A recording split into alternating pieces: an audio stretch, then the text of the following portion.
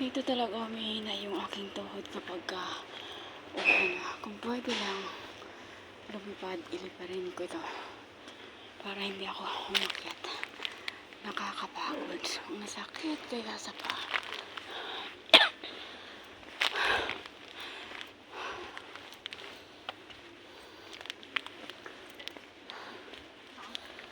Humihinga ka talaga.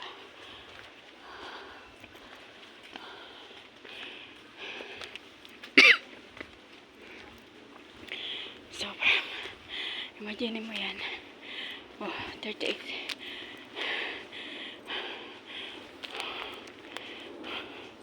Oh, wala pang 1